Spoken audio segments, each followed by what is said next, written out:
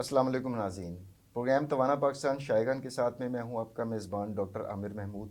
ناظرین، آج ہم اپنے آبائی شہر لاہور کے اندر موجود ہیں اور ہمیشہ ہی خوشی ہوتی ہے جب اپنے آبائی شہر آتے ہیں، اور خاص طور پر اس پروگرام کے لیے تو میں بہت ہی زیادہ خوش ہوں کیونکہ میرے استاد محترم آج ایکسپرٹ کے طور پر میرے لیے ایک باعث عزت ہے، باعث مسرت ہے کہ سر تشریف لے کر آئے ہیں۔ Thank you. کسی تعارف کے محتاج تو نہیں ہے، انٹرنیشنلی بھی پوری دنیا سر کو جانتی ہے اور پاکستان میں بھی سر جو ہیں وہ بہت ہی نامور قسم کے اور معروف ایکسپرٹ ہیں اپنی فیلڈ کے، پروفیسر ڈاکٹر آفتاب محسن صاحب۔ سر ہمارے کالج کے ساتھ وابستہ رہے، جس سے میں نے پہلے کہا، ہمارے استاد بھی ہیں اور بہت وسیع تجربہ ہے گیسٹرونٹرولوجی کا، ہیپاٹالوجی کا اور انٹرنل میڈیسن کا، اور اس وقت سر جو ہیں وہ پریزیڈنٹ بھی ہیں Pakistan society of internal medicine کے، اور ایڈوانس لیور اینڈ گیسٹرونٹرولوجی سینٹر کے اوپر سر جیل روڈ کے اوپر سر اپنی خدمات انجام دے رہے ہیں۔ اور بہت ہی دلچسپ گفتگو ناظرین ہونے والی ہے فنکشنل ڈسپیپسیا اور اینڈوسکوپی کے اوپر، کیونکہ بہت ہی زیادہ یہ مسائل بڑھتے جا رہے ہیں۔ تو بلا تاخیر اب میں پروگرام کو شروع کرنا چاہوں گا۔ Sir welcome to the show. Thank you so much. An honour for me sir, بڑی مہربانی ہے to have you on the set sir. Thank you. تو سر سب سے پہلے تو ناظرین کو بتائیے کہ فنکشنل ڈسپیپسیا یا تیزابیت کے جو مسائل ہیں وہ ہوتے کیا ہیں، اور اس کی بنیادی وجوہات ہمارے آج کے کانٹیکسٹ میں کیا بن رہی ہیں؟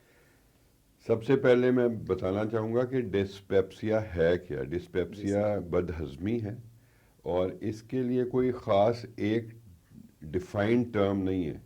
مختلف جو علامات ہیں وہ ڈسپیپسیا کے اس میں آ جاتی ہیں ایمبٹ میں، مثلاً سینے پر بوجھ ہونا، یا پیٹ کے اوپر والے حصے پر بوجھ ہونا، یا ایسے لگنا جیسے کھانا ہضم نہیں ہوا۔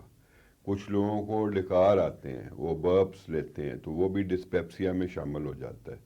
اب یہ جو چیز ہے یہ تقریباً 1/3 ایڈلٹ پاپولیشن میں ہوتی ہے، یعنی کہ ہر جو تیسرا انسان ہے وہ اس میں مبتلا ہے جو پاکستان میں ہے۔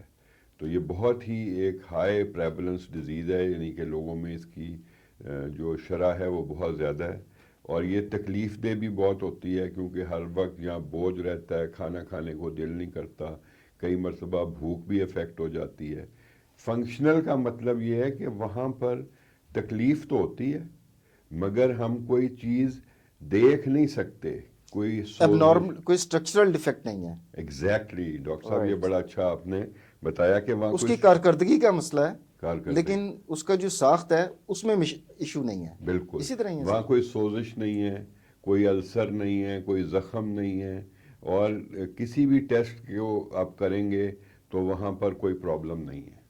اچھا، اس کو ہم فنکشنل ڈسپیپسیا کہتے ہیں جی۔ کہ صرف یہ سادہ الفاظ میں جو ہمارا نظام ہضم ہے اس میں ایک فنکشنل ایب نارمیلٹی ہے، باقی اسٹرکچر میں کوئی پرابلم نہیں ہے، تو اس کو ہم کہتے ہیں۔ اور یہ جو ہے فنکشنل ڈسپیپسیا، اس طرح بہت ساری اور فنکشنل پرابلمز ہیں، جس میں ایک بہت ہی مشہور ہے ڈاکٹر صاحب، آپ نے سنا ہوگا IBS، جی سر، اریٹیبل باول سنڈروم۔ وہ بھی ایک فنکشنل ڈیزیز ہے، اور وہ بھی جیسے یہ اوپر والے حصے میں معدے کو اثر کرتی ہے تو وہ آنتوں کو اثر کرتی ہے۔ اس میں بھی یہی ہے کہ کوئی اسٹرکچرل ڈیفیکٹ نہیں آنتیں ٹھیک ہیں بظاہر، لیکن ان کی کارکردگی کسی طریقے سے متاثر ہوئی ہے، بالکل اور وہ ایسا پھر ہی ہے۔ اریٹیبل باول سنڈروم۔ ہاں جی۔ اور اس میں سر وہ میرے خیال ہے، جہاں تک مجھے یاد پڑتا ہے، آپ بہتر گائیڈ کر سکتے ہیں کہ اس میں مریض کو پیٹ درد کے ساتھ کبھی قبض ہو جاتی ہے، کبھی لوز موشن، اور کبھی اکٹھے یہ دونوں چیزیں بھی ہو جاتی ہیں۔ یہ واقعی آپ کو تو بڑا اچھا یاد ہے کہ سر آپ کا پڑھایا ہوا علم ہے۔ نہیں، آپ نے بڑا اچھا یاد رکھا ہے ماشاءاللہ، یہ بہت کم لوگ اس چیز کا ادراک رکھتے ہیں۔ تو it is alteration in bowel habit, یعنی کہ پخانہ آنے کی جو ہے ہماری عادت وہ چینج ہو جاتی ہے اور پیٹ میں درد ہوتا ہے۔ مگر فنکشنل ڈسپیپسیا بوجھ ہے، ادھر بھاری پن ہے، بد ہضمی ہے، ڈکار ہیں، اور اس میں الٹی نہیں آتی۔ Right sir. ہاں، اس میں سینے میں جلن نہیں ہوتی، مگر اس کا اوور لیپ ہے فنکشنل ڈسپیپسیا کا گیسٹرو اسوفیجیل ریفلکس ڈیزیز کے ساتھ، جس میں تیزاب اوپر کو آتا ہے۔ فنکشنل ڈسپیپسیا میں تیزاب اوپر نہیں آتا، اور لیکن یہ دو بیماریاں کٹھی ہو سکتی ہیں کہ سینے میں جلن بھی ہو، تیزاب منہ میں بھی آ جاتا ہو، اور وہ ہوتا ہے گیسٹرو اسوفیجیل ریفلکس ڈیزیز۔ تو یہ کٹھی رہ سکتی ہیں۔ اچھا سر، اس میں تھوڑا سا پبلک کی آگاہی کے لیے فنکشنل ڈسپیپسیا ایک الگ اینٹی ہے جس سے آپ نے فرمایا، تو تیزابیت سے ریلیٹڈ اور بھی مسئلے مسائل ہوتے ہیں جس میں معدے کا السر بھی آ جاتا ہے، آنتوں کا السر بھی آ جاتا ہے، اور گیسٹرو اسوفیجیل ریفلکس ڈیزیز بھی آ جاتی ہے. تو میں چاہوں گا کہ آپ ذرا تھوڑا سا لوگوں کو یہ بھی ایجوکیٹ کر دیں کہ ان چاروں اینٹیز میں فرق کیا ہے. پہلے تو ہمیں یہ کلیئر کرنا ہے، جیسے آپ نے کہا کہ یہ تیزابیت سے ریلیٹڈ بیماریاں الگ ہیں اور یہ فنکشنل بیماریاں الگ ہیں. جو تیزابیت سے ریلیٹڈ بیماریاں اس میں گیسٹرائٹس ہے یعنی کہ معدے میں سوزش، رائٹ سر. گیسٹرک السر ہے یعنی کہ معدے میں زخم، یا ڈیوڈینل السر ہے جو زیادہ کامن ہوتا ہے یعنی کہ چھوٹی آنت کے جو شروع والا حصہ ہے اس میں السر، یا گیسٹرو اسوفیجیل ریفلکس ڈیزیز ہے کہ غذا کی نالی میں تیزاب کا آنا اور اس کی وجہ سے سوزش ہو جانا. ان کا فرق یہ ہے کہ اس میں پین اور جلن زیادہ ہوتی ہے، رائٹ. اور اس میں بھی بھاری پن ہو سکتا ہے، بد ہضمی لیکن ہو جلن سکتی نہیں ہوگی. لیکن جلن نہیں ہوگی. جلن کا ہونا اور تیزاب کا آنا، اور جب آپ معائنہ کرتے ہیں تو اس میں پرابلم نکلتی ہے کہ اندر سوزش نظر آتی ہے. اور ایک بڑا ہی اہم ٹیسٹ ہے وہ ایک جراثیم کے بارے میں، اس کو کہتے ہیں ہیلیکوبیکٹر پائلورائی. تو پیپٹک السر ڈیزیز میں یا گیسٹرو اسوفیجیل ریفلکس ڈیزیز میں اس کی شرح بہت زیادہ ہوتی ہے، تو اس کا ٹیسٹ کرنا مینڈیٹری ہے، وہ لازماً ٹیسٹ کیا جاتا ہے، اور اگر ہو تو پھر اس کو ٹریٹ بھی کیا جاتا ہے. ایک اور بات جو ناظرین کے لیے بہت زیادہ ضروری ہے وہ یہ ہے کہ ادھر سینے میں جلن یا پیٹ کے اوپری حصے میں بہار ہونا، اس کا صرف یہ مطلب نہیں ہے کہ یہ معدے اور غذا کی نالی کا پرابلم ہو سکتا ہے، یہ ہارٹ ڈیزیز کی بھی علامت ہو سکتی ہے. یعنی کہ پیٹ کا اوپر والا حصہ یا سینے میں جلن دل کی تکلیف جو ہے اس کی بھی علامت ہو سکتا اچھا، ہے. یہ مماثلت بھی ہو سکتی ہے. ایگزیکٹلی. اس کا مطلب ہے کہ کسی ایکسپرٹ سے اس کو ضرور ایویلویٹ کروانا چاہیے سر. ہاں جی، اور اکثر لوگ ایسا سمجھتے ہیں کہ یہ بد ہضمی ہے، یہ معدے کا پرابلم ہے، اور ایسے مثالیں دی جاتی ہیں پڑھانے کے لیے جب ہم پڑھاتے ہیں اپنے اسٹوڈنٹس کو، کہ کئی دفعہ کئی ڈاکٹرز وہ یہ سمجھتے رہے کہ ان کو بد ہضمی ہے، جلن ہے، تو ان کے بیڈ سائڈ ٹیبلز پر ان کی اینٹ ایسڈ جو ہوتے ہیں وہ سفید شربت تیزابیت والے جی وہ سر. آدھی بوتلیں پڑی تھیں، and they were found dead in their beds, کیونکہ اصل میں وہ ہارٹ اٹیک ہو رہا تھا. اور اس طرح کئی دفعہ ہوتا ہے کہ یہ بات میں بار بار اس لیے کر رہا ہوں کہ سینے کی جو تکلیف ہے یا پیٹ کے اوپر والے حصے کی تکلیف یہ دل کی تکلیف ہو سکتی ہے، اس کو اگنور نہیں کرنا چاہیے، اور ایک دفعہ ضرور ڈاکٹر کو دکھانا چاہیے. اور یہ خاص طور پہ جس میں فیملی ہسٹری ہے ہارٹ ڈیزیز کی، یا وہ لوگ جن میں ہائی رسک ہے یعنی کہ سموکرز، جن کا بلڈ پریشر زیادہ ہے، جن کو شوگر ہے، اگر ان میں ایسا بد ہضمی کی علامات آ رہی ہیں تو یہ ضرور دیکھنا چاہیے کہ کہیں دل کی تکلیف تو نہیں ہے. اور پھر جب وہ ایکسکلوڈ کر لیں تو پھر ایک اور بیماری ہے ڈاکٹر صاحب، وہ آپ جانتے ہی ہیں، معدے کا یا غذا کی نالی کا کینسر. اور خاص طور پہ یہ جو کینسرز ہیں معدے کے اور غذا کی نالی کے، یہ KPK میں بہت زیادہ ہیں. تو ہم جب وہاں جاتے ہیں کانفرنسز کرتے ہیں تو وہاں کے ڈاکٹر بار بار بتاتے ہیں کہ اگر آپ کو بد ہضمی ہے اور آپ کو جلن ہے اور اس کو آرام نہیں آ رہا تو آپ نے ضرور یہ بھی سوچنا ہے، پہلے تو سوچا نا کہ ہارٹ ڈیزیز ہے یا نہیں، جی سر. یہ بھی سوچنا ہے کہ کینسر ہے یا نہیں. اور آپ نے جو اتنا خوبصورت ٹاپک رکھا ہے ڈاکٹر عامر سر. کہ انڈوسکوپی کا بھی، تو ہم اس کو اس میں کور کریں گے. سر، آپ کی گفتگو سے مجھے وہ واقعہ یاد آیا، credit again goes to you, کہ آپ سے ہم نے ٹریننگ لی ہاؤس آف 97 میں سر، میں نے کی سروسز ہاسپٹل میں. رائٹ. تو ایک خاتون آئی، صرف اس کے husband, she was a young lady, almost 40 age ہوگی اس خاتون کی، کہ ڈاکٹر صاحب اس نے دہی بھلے کھائے تھے اور اس کا نا پیٹ میں بہت زیادہ درد ہو رہی ہے اور یہاں پر نا بہت بھاری پن ہے. رائٹ. اچھا، میرے سینئر رجسٹرار، آپ کو پتہ ہے ہمارے ہاسپٹل میں PIC سے بھی پیشنٹ ریفر ہوتے تھے، اگر آپ کو یاد ہو. بالکل. جب ان کے بیڈ پورے ہو جاتے تھے تو ہارٹ پیشنٹ کریٹیکل بھی آتے تھے. تو جو ہمارے رجسٹرار تھے انہوں نے کہا کہ یار ڈاکٹر عامر، ان کو جو IV ہم اینٹی السر کچھ دے کر اور تو ان کو جلدی ڈسچارج کر دیتے ہیں، وی نیڈ بیڈس.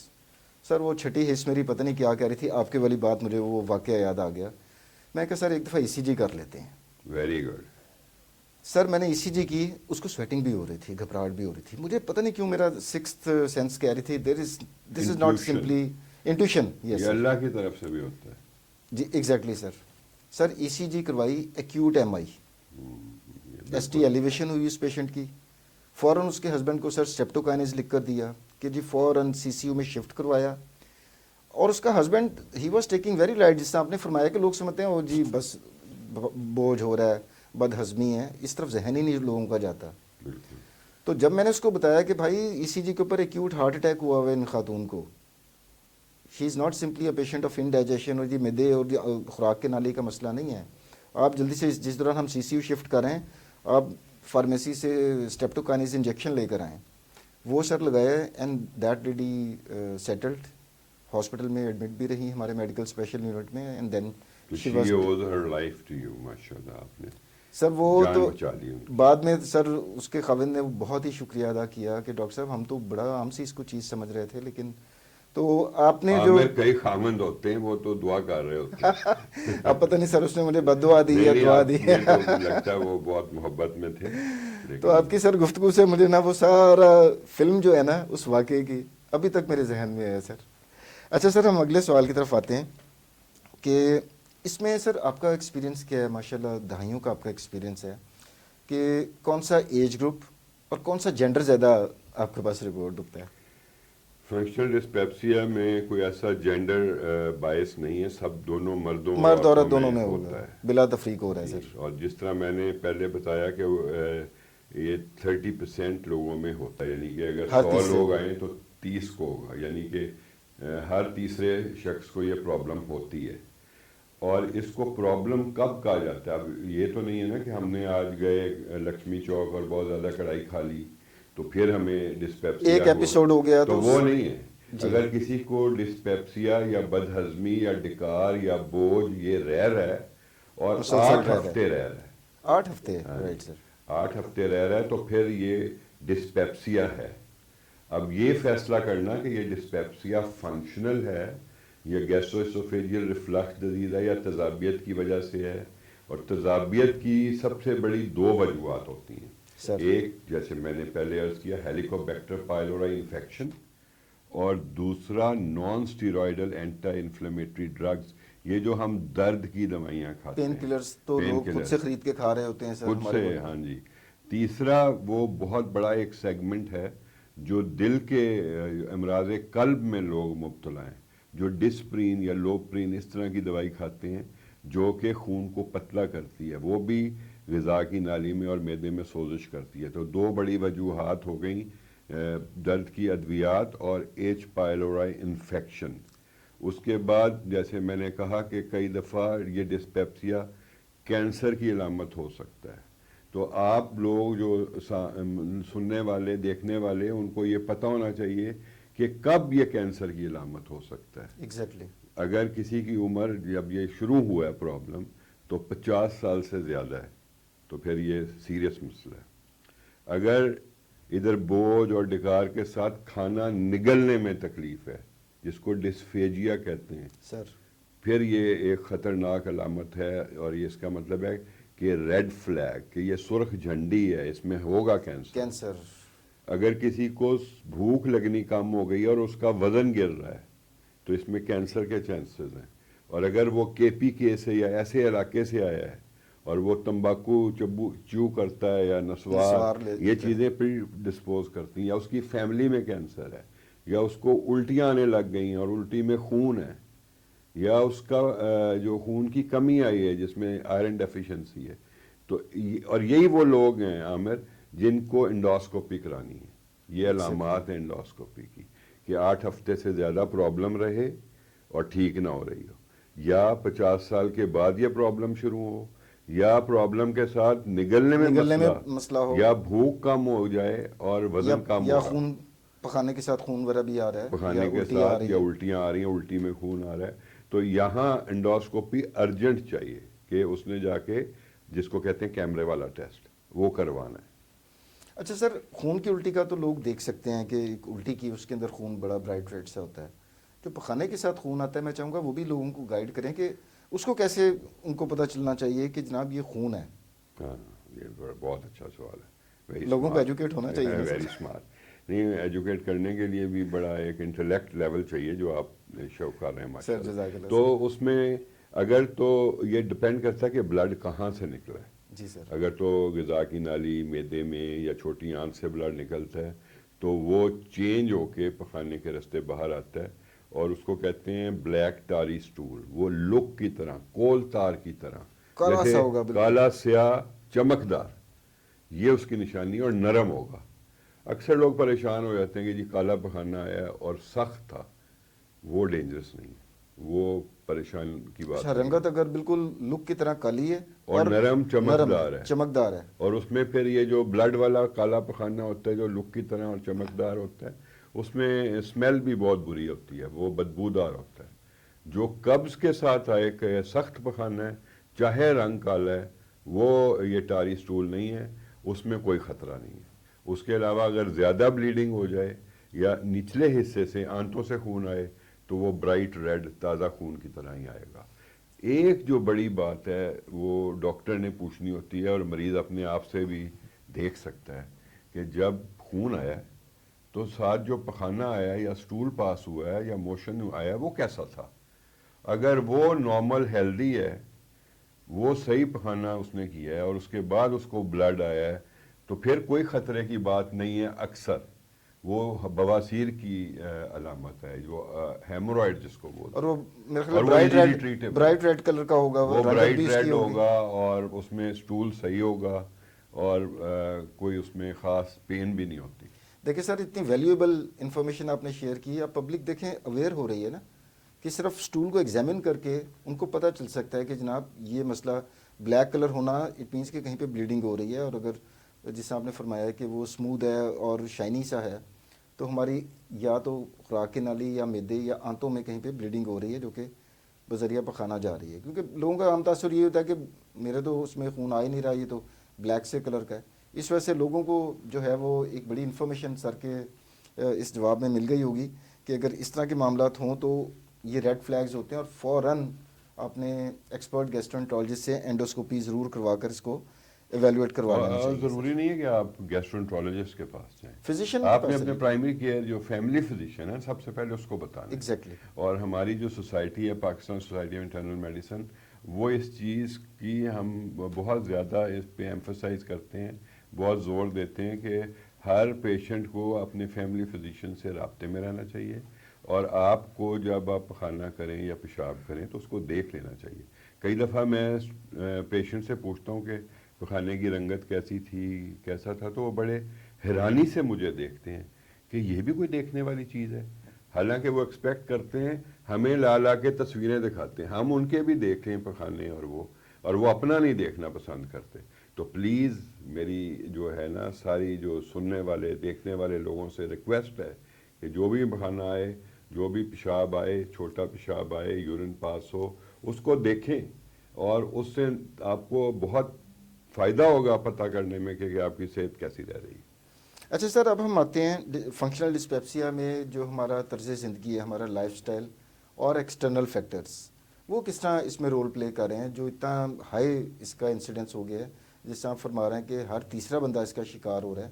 تو یہ اب اس صدی کے اندر, اس صدی کا بھی 1/4 گزر گیا ہوا ہے, اب یہ اتنا زیادہ مسئلہ کیوں ہو رہا ہے ہماری ایک تو سوسائٹی میں؟ عامر صاحب, ڈاکٹر صاحب, اس کی اویئرنیس بہت ہے, لوگوں کو پتہ ہے, وہ اس کے بارے میں بات کر رہے ہیں, اپنی صحت کا خیال یا دھیان زیادہ رکھتے ہیں. دوسرا یہ گوگل یا چیٹ جی پی ٹی, اس پہ بھی لوگ اپنی نالج اکٹھی کرتے ہیں, جس کے پلس پوائنٹس بھی ہیں, نیگیٹو پوائنٹس بھی ہیں, وہ بھی ہم کسی اسٹیج پہ ڈسکس کریں گے آج ہی. جی سر. تو تیسرا یہ ہے کہ سٹریس بہت ہے.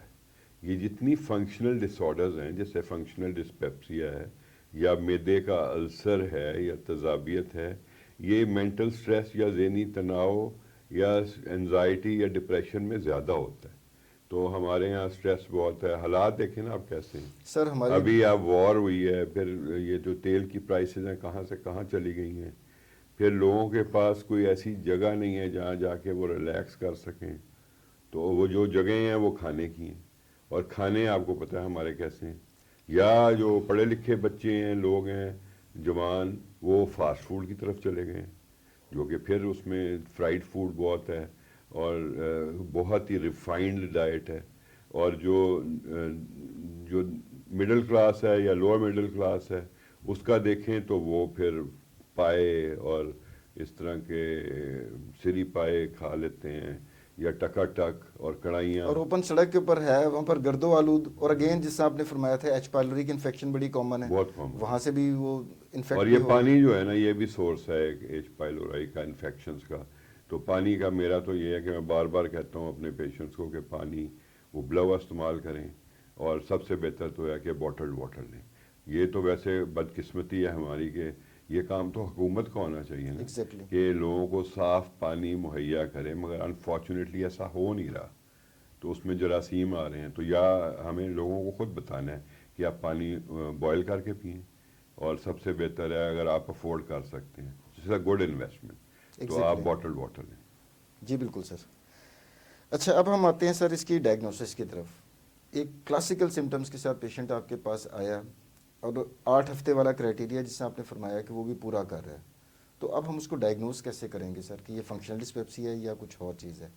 دیکھیں جی، سب سے پہلے تو میں نے بتا دیا کہ اگر ہر تیسرے آدمی کو یہ پرابلم ہو سکتی ہے، 8 ہفتے سے زیادہ رہ سکتی ہے. اگر وہ آیا تو پہلا یہ فیصلہ کرنا ہے کہ کوئی خطرناک بیماری تو نہیں ہے.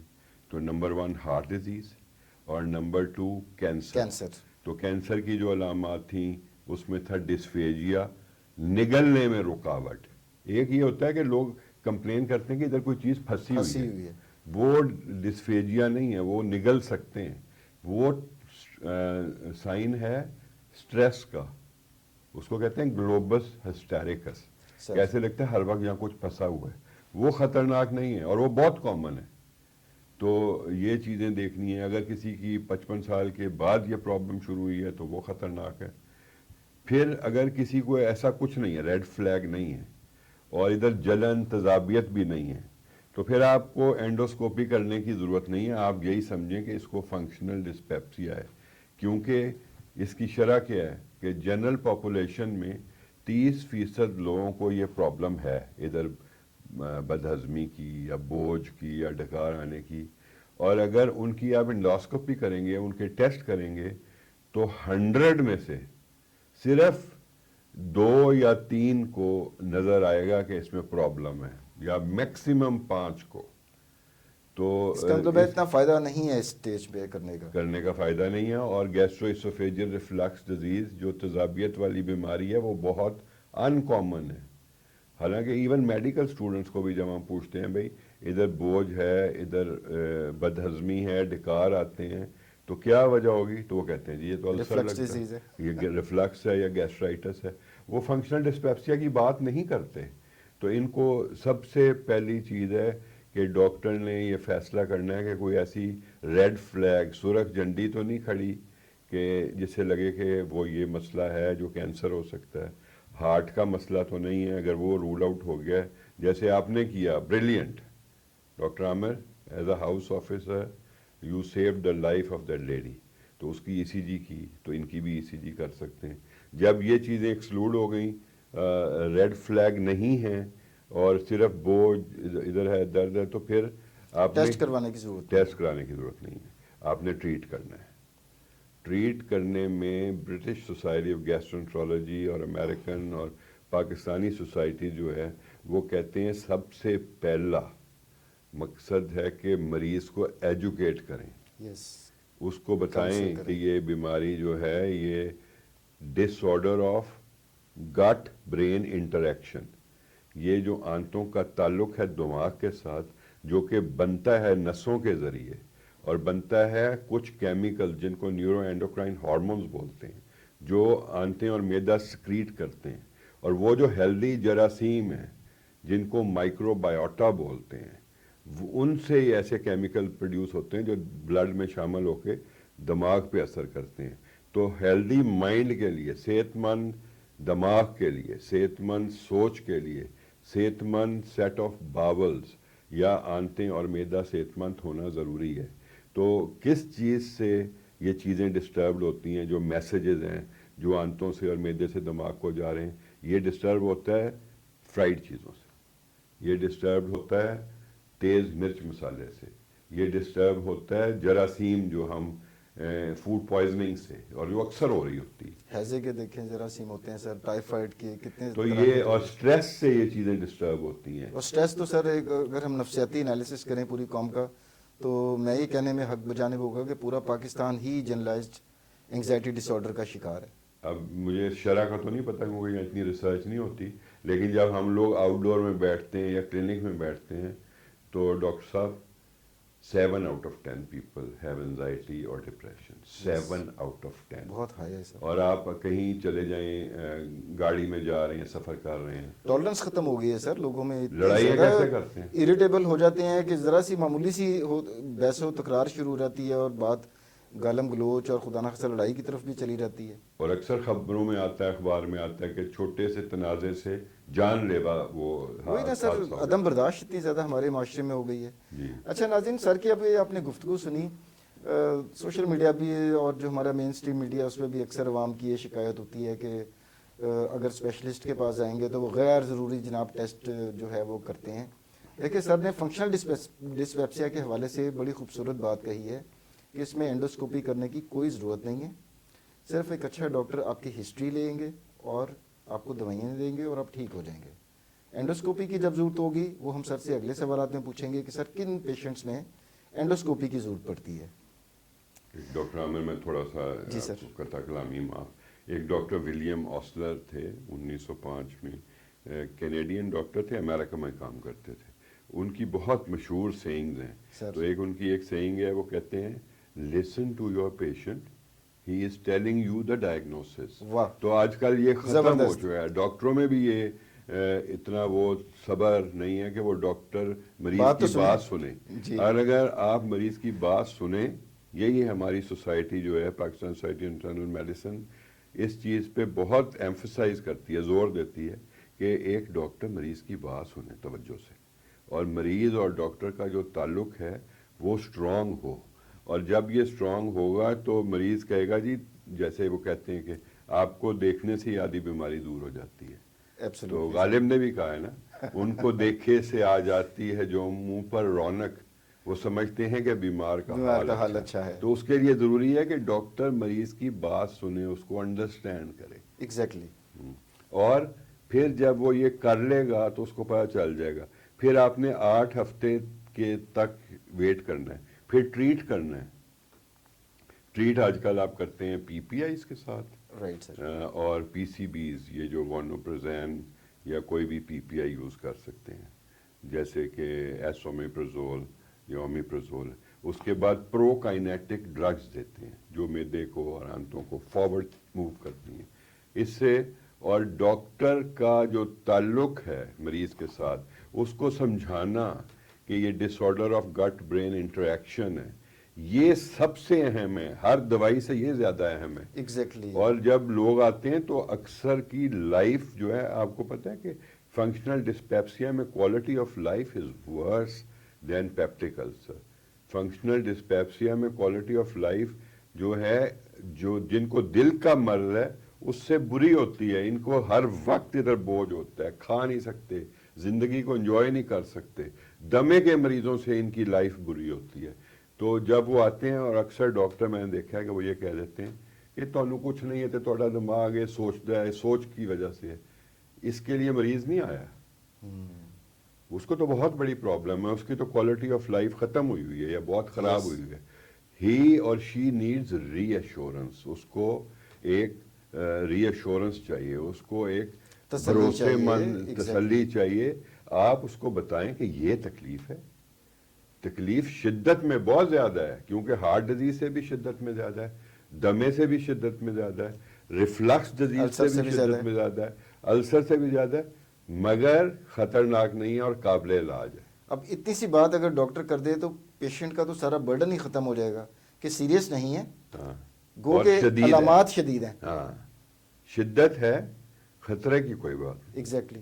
تو یہ بتانا ہے بہت ضروری. اور دیکھیں جی، یہ مطلب کہنے کو تو آسان ہے، جب وائف آتی ہے ہسبینڈ کے ساتھ، یا بہو آتی ہے ساس کے ساتھ، یا کوئی اور آتا ہے مریض، بچہ آتا ہے پیرنٹس کے ساتھ، تو اس کو جب یہ کہتے ہیں نا کہ یہ تو دماغ ہے، اس کی سوچ ہے، تو وہ بہت لیٹ ڈاؤن فیل کرتے ہیں. ایگزیکٹلی.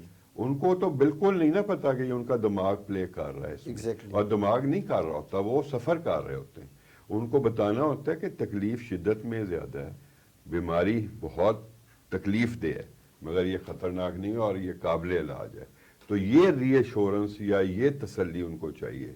یہ نہیں چاہیے کہ کچھ نہیں ہے، جاؤ تمہیں ٹھیک ہو تم، ایسا نہیں چاہیے ان کو. یہ مسنگ لنک ہے سر، جو کہ بہت ضروری ہے، کہ جس طرح آپ نے فرمایا کہ آپ ٹرینی ڈاکٹرز کو بھی اب یہی میں پڑھا تو رہے ہیں، بالکل یہ کہتا ہوں. اور سوسائٹی بھی اس کو بہت زیادہ انڈورس کر رہی ہے، جو Pakistan society of internal medicine ہے. اچھا سر، اب ہم آتے ہیں اینڈوسکوپی کی طرف. فنکشنل ڈسپیپسیا میں تو تسلی بخش بات یہ ہے کہ سیریس بہت نہیں ہے اور اینڈوسکوپی کی بھی ضرورت نہیں. صرف ادویات جو آپ نے مینشن کی وہ پیشنٹ کو دیں اور تھوڑا سا اس کے ساتھ کاؤنسلنگ کر دیں، اس کو ایکسپلین کر دیں کہ بیماری کیا ہے، and you have absolute control on it, اور آپ کر سکتے ہیں، یو کین ڈو اٹ. بالکل. اب ہم آتے ہیں سر اینڈوسکوپی کی طرف. آپ جیسے ایکسپرٹ سر کب ایک پیشنٹ کو اینڈوسکوپی ایڈوائز کرتا ہے جو دوسرے السرس یا گیسٹروسیفیجیل ریفلکس ڈیزیز میں؟ میں چاہ رہا ہوں لوگوں کو اینڈوسکوپی کے متعلق بھی بیسکس انفارمیشن سر ہو. اس میں ڈاکٹر عامر ایک ان بٹوین ٹیسٹ ہے جی سر. جو کہ تسلی اور علاج کے بعد اگر آرام نہیں آیا تو آپ نے وہ ٹیسٹ پہلے کرانا ہے اور پھر آپ جائیں گے اینڈوسکوپی کی طرف. اور کچھ لوگ ہوں گے جس میں آپ اسٹریٹ اوے اینڈوسکوپی کی طرف جائیں گے. Right sir. وہ ہیں جن کی عمر 55 سال سے زیادہ تھی اور ان کو یہ علامت زندگی میں پہلی دفعہ پیدا ہوئی. یہ وہ لوگ ہوں گے جن کو بد ہضمی ہوئی مگر ساتھ نگلنے میں دقت تھی، ان کو رائٹ اوے اینڈوسکوپی کریں. جن کا بھوک لگنی کم ہو گئی اور ان کا وزن گرنے لگا، اس میں ویٹ نہیں کریں گے 8 ہفتے کا، نہ کوئی ٹریٹ کریں گے، اس کو سیدھا اینڈوسکوپی کرائیں گے. پاکستان میں 2 ٹیسٹ اور بہت ضروری ہیں.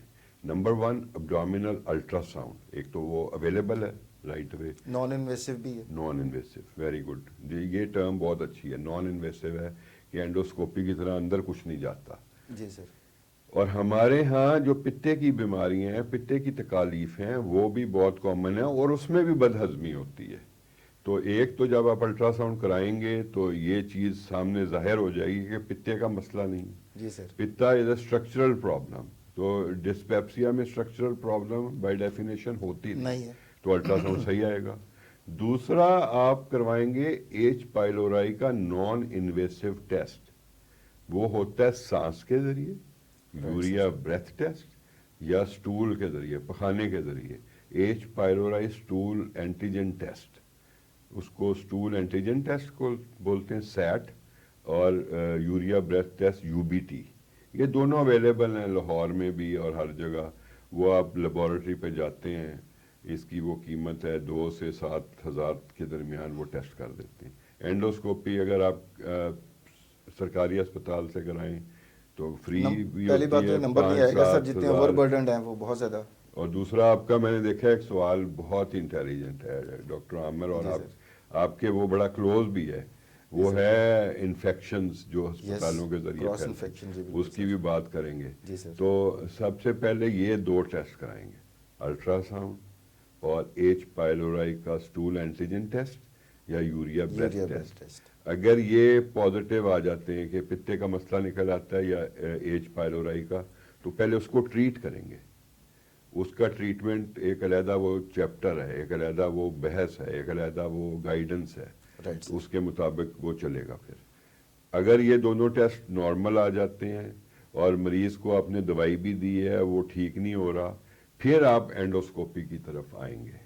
اینڈوسکوپی ایسے ہی نہیں کر لیں گے، اور اینڈوسکوپی کافی ایکسپینسو ٹیسٹ ہے.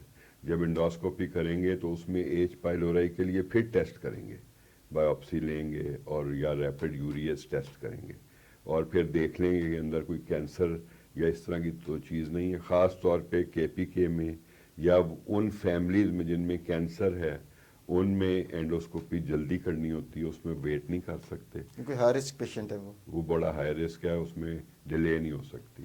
اور کچھ جیسے میں نے پہلے عرض کیا کہ کچھ لوگوں کو ہو سکتا ہے کہ یہ ہارٹ ڈیزیز کا علامت ہو، تو اس میں بھی ایسا ہے کہ پھر ای سی جی اور ایکو وغیرہ کروا کر اس کو بھی رول آؤٹ کیا جا سکتا ہے سر.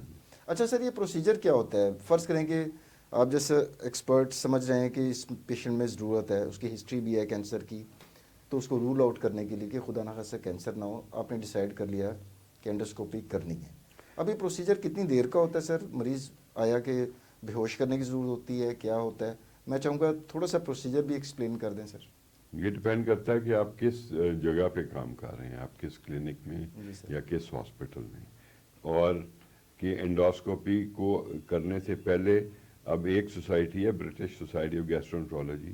میں بار بار برٹن کا نام لیتا ہوں کہ جو پاکستانی ڈاکٹرز ہیں وہ زیادہ تر برٹن کے جو سٹینڈرڈز ہیں یا گائیڈنس ہے اس کو فالو کرتے ہیں، اور امریکن کو کم فالو کرتے ہیں، کیونکہ امریکہ جو ہے نا وہ بڑی ایکسپینسو میڈیسن پریکٹس کرتا ہے اور وہ بڑی اگریسو میڈیسن پریکٹس کرتے ہیں. اور آپ کی بھی ماشاءاللہ سر پوسٹ گریجویشن میری یو کے سے ہی ہے. جی سر. تو لیکن خیر اب پاکستان میں بھی بہت اچھے پوسٹ گریجویشن کے سلسلے بنے ہوئے ہیں اور ہم اس میں بھی شامل ہیں، اور Pakistan society of internal medicine بھی اس کو انڈورس کرتی ہے.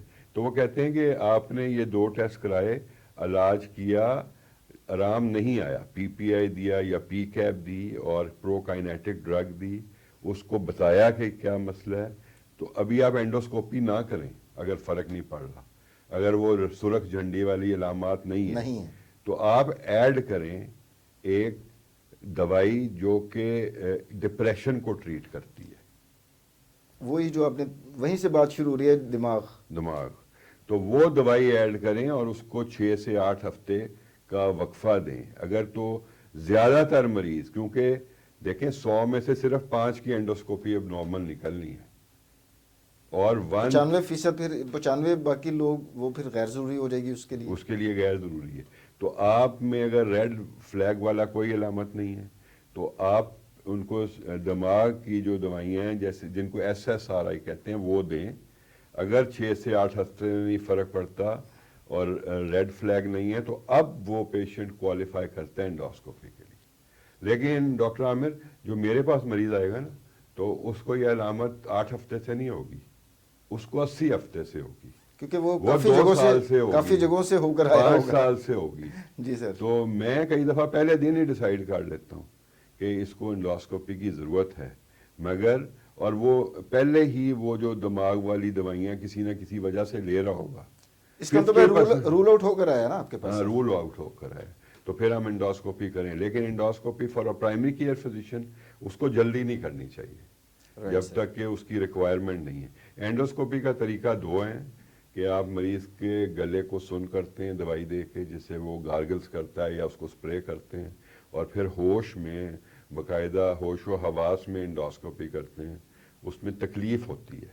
دوسرا ہے کہ جیسے ہمارے کلینک میں یا جو اچھے سینٹرز ہیں وہاں پر ہوتا ہے ہر جگہ پہ، جو بڑے بڑے اسپتال ہیں، کچھ گورنمنٹ والے بھی بڑی اچھی طرح سے یہ سارا کچھ کرتے ہیں کہ ایک دوائی ہے جس سے نیند آ جاتی ہے، اس نیند کے دوران کرتے ہیں. اس کا اثر 5 سے 7 منٹ رہتا ہے، اور یہ ٹیسٹ بھی 5 سے 7 منٹ میں ہو جاتا ہے. اور پھر ہر ٹیسٹ کے درمیان وہ ڈس انفیکشن کا پروسیجر ہوتا ہے جس میں 10 سے 15 منٹ لگتے ہیں، اور وہ جو انڈوسکوپ ہے وہ جراثیم سے پاک ہو جاتی ہے. ایون HIV ایڈز کے اگر مریض ہیں تو وہ hepatitis A B C D E جو بھی ہیں وہ سب ختم ہو جاتے ہیں. TB کا جراثیم تو وہ سب ختم کر دیتی ہے. تو پھر وہ انڈوسکوپی ہوتی ہے، اس دوران بایوپسی لی جاتی ہے اور سارا دیکھ کے اب اس کی ویڈیو ریکارڈنگ ہوتی ہے، وہ مریض کو دے دی جاتی ہے، تصویروں کے ساتھ رپورٹ بن جاتی ہے اور اس کو بتا دیا جاتا ہے. اچھا، جب آپ انڈوسکوپی کرتے ہیں تو وہ ٹیوب کے آگے کیمرہ لگا ہوتا ہے سر، اور وہ پکچر پھر دے رہا ہوتا ہے؟ اس کے آگے کیمرہ لگا ہوتا ہے، وہ بھی اب اس طرح چپ ہوتا ہے، وہ ریلے کر رہا ہوتا ہے کیبلز کے ذریعے، اور سامنے مانیٹر ہوتا ہے جیسے بہترین سونی کمپنی کا اکثر لوگ رکھتے ہیں، تو اس میں سارا نظر آ رہا ہوتا ہے اور کمپیوٹر اس کو ریکارڈ کر رہا ہوتا ہے، اور پھر اس کی رپورٹ بنتی ہے اور وہ سارا کچھ مریض کو ہینڈ اوور کر دیا جاتا ہے. اور اس کی مدد سے سر آپ انڈوسکوپ کی مدد سے جو خوراک کی نالی ہے وہ اور معدے کے اندر تک معدے کا سارا حصہ، غذا کی نالی، گلا بھی، اور چھوٹی آنت کے جو فرسٹ ہاف ہے جس کو ڈیوڈینم بولتے ہیں اس کو دیکھ سکتے اچھا اتنی آگے تک مطلب ٹیوب کو ہم لے کر جا ہیں، لے سکتے کر ہیں جاتے ہیں. تو ڈائریکٹلی السرز وغیرہ کو بھی نظر آ جائیں گے اس میں، یا سوزش ہوئی ہے وہ بھی پتہ چل ایک تو جائے یہ تشخیص کا علامت ہوگی. جی سر. پھر جن کو اپر جی آئی بلیڈ ہے اس میں وہ ٹریٹمنٹ کے لیے بھی یوز ہوتی ہے. اچھا یعنی کہ یہ تشخیص نہیں بلکہ علاج کے لیے بھی استعمال ہوتی ہے. بالکل، اگر کسی کا اگر السر bleeding ہو بلیڈ رہی کر ہے رہا ہے تو آپ اس کو اسی وقت لیزر کے ساتھ یا اے پی سی آرگون پلازما کویگولیشن اس کی بلیڈنگ روک سکتے ہیں یا اس میں ٹیکا لگا سکتے ہیں. اور پھر ایک اور آپ تو جانتے ہیں ماشاءاللہ کہ ای آر سی پی وہ بھی منہ کے رستے سے ہوتی ہے. جی سر. وہ بھی سارا جتنا پتے کی اور جگر کی پرابلمز ہیں وہ بھی ٹریٹ ہو سکتی ہیں. اب ایک نئی انڈوسکوپی آئی ہے، اب نئی تو نہیں ہے، بہت عرصہ ہو گیا ہے، 20 سال سے ہے، انڈوسکوپک الٹرا ساؤنڈ، EUS بولتے ہیں. تو وہ بھی ہمارے پاکستان میں اب ہے، سرکاری اسپتالوں میں بھی ہے، پرائیویٹ کلینکس میں بھی ہے. تو بہت زیادہ ترقی ہو گئی ہے، لیکن اس کو یوز کرنا چاہیے ایز اے ٹول جب ضرورت ہو، بلا ضرورت نہیں کرنی چاہیے. ایگزیکٹلی. اور پوری جو ہیں اس کی لوازمات پورے کرنے چاہیے، ڈس انفیکشن ہونی چاہیے، مریض کو پہلے بتانا چاہیے، اس کو انفارم کرنا چاہیے، اس کا کانسینٹ فارم سائن کرنا چاہیے کہ بھئی مجھے بتا دیا گیا ہے یہ اس میں یہ ہو سکتا ہے، یہ ہو سکتا ہے، اور پھر پروسیجر ہونا چاہیے. ایسا ویری سیف پروسیجر ہزاروں کی تعداد میں ہوتا ہے، کسی کو نقصان نہیں پہنچتا اور بہت ہی سیف ہے. اچھا سر، ہمارے جو پیشنٹ ہوتے ہیں جب ہاسپٹلز یا کلینکس کے اوپر جاتے ہیں تو وہ زیادہ تر جو دکھائی دینے والی چیزیں ہیں ویزیبل، اسی سے انفلوئنس ہوتے ہیں، وہی ان کے ذہن کے پر اثر ڈالتی ہیں کہ یہ سیٹ اپ کتنا اچھا ہے. آپ نے ذکر کیا اسٹیرلائزیشن کا. اینڈوسکوپ کی اسٹیرلائزیشن مریض کو تو نظر نہیں آئے گی، بالکل. یہ کتنی امپورٹنٹ ہے؟ اور پاکستان میں ایک میں اسٹڈی پڑھ رہا تھا کہ جو اس طرح کے پروسیجرز ہوتے ہیں نان انویسو، اس میں بھی اگر اسٹیرلائزیشن نہ ہو تو کراس انفیکشنز ہو سکتی ہیں. ایک مریض آیا، اس کا جراثیم دوسرے میں ٹرانسفر ہو گیا کیونکہ ایکوپمنٹ اسٹیرلائز نہیں تھا. میں چاہوں گا سر اس کو بھی ذرا پبلک کو ایجوکیٹ کیجیے گا کہ یہ کتنا امپورٹنٹ ہے. ابھی انفارچونیٹلی یا بدقسمتی سے وہ ملتان والا کیس آپ نے سنا ہوگا، جس جی کی سر. ابھی رپورٹ نکلی ہے کہ بہت سارے مریض جو ڈائلسس کے لیے آ رہے تھے ان میں HIV ایڈز ہو گئی. اسی طرح سندھ سے بھی رپورٹس آئی ہیں جس میں HIV ایڈز ہو گئی، اور یہ بہت ہی امپورٹنٹ ہے. اور خوش قسمتی کہنا چاہیے میں آج کل کہ مریض کافی اس کے بارے میں باخبر ہیں، اور وہ پہلے آ کے کہتے ہیں ہمیں دکھائیں کہ یہ آپ کی ڈس انفیکشن پروسیجرز کیسے ہوتے ہیں. اور ڈس انفیکشن ایک باقاعدہ جو ہے حصہ ہے، بہت اہم حصہ ہے انڈوسکوپی کا. اس کے لیے آٹومیٹک مشینز یوز ہوتی ہیں، اس کے لیے کیمیکل یوز ہوتے ہیں، ان کی میعاد ہوتی ہے، اس کو ہر 14 دن کے بعد اس کیمیکلز کو ریپلیس کرنا ہوتا ہے. اور لوگ نہیں کرتے کئی دفعہ، مگر اکثر میں نے دیکھا ہے کہ اب ڈاکٹرز اس کے اوپر بہت توجہ دیتے ہیں. اور اس میں کچھ رول ہیلتھ کیئر کمیشن کا بھی ہے، جو ان کے جو پنجاب کے ہیلتھ کیئر کمیشن کے چیف ایگزیکٹو ہیں وہ اس میں بہت زیادہ انوالوڈ ہیں، اور وہ دیکھتے ہیں اور وہ اپنی ٹیمز بھیجتے ہیں کہ بھئی پتہ کرو ڈس انفیکشن کا. تو ڈس انفیکشن ایک اہم چیز ہے، اور مریضوں کو چاہیے کہ وہ شرمائیں نہیں، یہ وہ ان کا حق ہے. گھبرائیں نہیں، ان جی کا بالکل. رائٹ ہے، یہ جی ان کا بالکل. حق ہے جی کہ بالکل ڈاکٹر سر. کو کہیں کہ جی ہمیں بتائیں کہ آپ ڈس انفیکٹ کیسے کرتے ہیں. اور کئی لوگ اتنے اس کے بارے میں وہم میں ہوتے ہیں کہ وہ کہتے ہیں ہم نے یہ تو کروانی نہیں ہے. ایسا نہیں ہے، وہ پوری ڈس انفیکشن اور پروٹوکولز کے مطابق ہوتا ہے، اور اس میں کسی قسم کا کوئی خطرہ نہیں ہوتا. It's a very safe procedure. اچھا سر، سیلف میڈیکیشن ہمارے ملک میں بہت زیادہ کامن ہے. آپ کے پاس تو درجنوں کیسز ایسے آتے ہوں گے جو مریض خود ہی علاج کر کے آپ کے پاس آیا ہوتا ہے. نسخہ آپ نے لکھا کسی پیشنٹ کو، اس کو افاقہ ہو گیا، اس کے کسی رشتہ دار کو وہی پرابلم ہوئی، اس نے کہا جی سر سے میں نے یہ نسخہ لیا تھا، آپ یہی دوائیاں استعمال کریں. یہ کتنا ڈینجرس ٹرینڈ ہے سر؟ دوسرا ہماری فارمیسیز کے اوپر بھی انفارچونیٹلی گورنمنٹ کام تو بہت اچھا کر رہی ہے کہ نسخے کے بغیر ادویات نہ دیں فارمیسی والے، ایسا کچھ نہیں، لیکن آن گراؤنڈ کچھ نہیں ہے. آپ جون سی مرضی اینٹی بائیوٹک خرید لیں، نام اسے بتائیں اور وہ فارمیسی والا آپ کو دے دے گا. تو مریض آتے ہیں نا، وہ کہتے ہیں ڈاکٹر صاحب میں آپ کے اپنے ساتھ ایک اور مریض لایا ہوں، آپ نے میرا علاج کیا تھا تو یہ میں لایا ہوں، اور اس کو وہی علامات ہیں جو مجھے تھیں، اور جو میرا نسخہ تھا میں نے 2 دفعہ اس کو دیا، اس کو فرق نہیں پڑا. تو وہ بڑا پراؤڈلی بتاتے ہیں کہ میں نے بڑی کوشش کی ہے اس کے لیے، مگر اب میں بھی فیل ہو گیا ہوں، آپ کا نسخہ بھی فیل ہو گیا. تو میں کہا چلو ڈاکٹر صاحب سے علاج کراتے ہیں. تو اب میں لے کے آیا ہوں. تو پہلے میں اس کو حیرت سے دیکھتا ہوں کہ بھئی ایسا نہیں کرنا چاہیے. ہر مریض کی Different ہے. مرض جو ہے وہ فرق ہو سکتی ہے. ہر دوائی کا انٹر ایکشن ہوتا ہے دوسری دوائی کے ساتھ. Exactly. دوائی کا انٹر ایکشن ہوتا ہے مرض کے ساتھ. دوائی کا انٹر ایکشن ہوتا ہے مریض کے ساتھ. اس کا تعلق ہوتا ہے ایج کے ساتھ. اور یہ بہت اہم ہے کہ وہ اور کون سی دوائیاں لے رہا ہے. جیسے میں نے پہلے کہا کہ دوائی کا دوائی سے بڑا تعلق ہوتا ہے. Exactly. پھر اس کے گردے پہ کتنا اثر ہے, جگر پہ کیا ہے. تو یہ جو بہت ہی غلط ٹرینڈ ہے. اور پھر وہ ایسے کمبینیشن لے رہے ہوتے ہیں دوائیوں کا. پھر ایک اور بات ہے ڈاکٹر عامر, حکمت کی اور وہ ایلوپیتھک کی اور ہومیوپیتھک کی دوائیاں مکس کر رہے ہوتے ہیں. اور وہ تو پھر chemical آگے ان کا پتہ کیا ہوتا ہے, ان کا اصرار ہوتا ہے کہ ہماری علاج ایسے کریں بس دوائی نہ دیں یا کم دیں. تو میں تو کہتا ہوں پھر آپ دم کرا لیں جا کر, وہاں سے علاج کروا لیں. تو لیکن دوائی تو لینی پڑے گی نا, اگر ہم سے علاج کرائیں گے تو دوائی لیں. اور یہ ایک خیال غلط ہے کہ دوائیوں میں سائیڈ افیکٹ بہت زیادہ ہوتے ہیں. نارمل جو دوائیاں ہیں ان میں سائیڈ افیکٹ 3%, 4%, بہت ریئر ہوتے ہیں سر. 5% اس طرح. اور اتنی R&D اس کے پیچھے ہوئی ہوتی ہے بالکل. کہ عام طور پر اب وہ جو حکیمی یا دیسی جو چیزیں ہوتی ہیں اس کا دیکھیں وہ بھی کیمیکلز ہی ہوتے ہیں.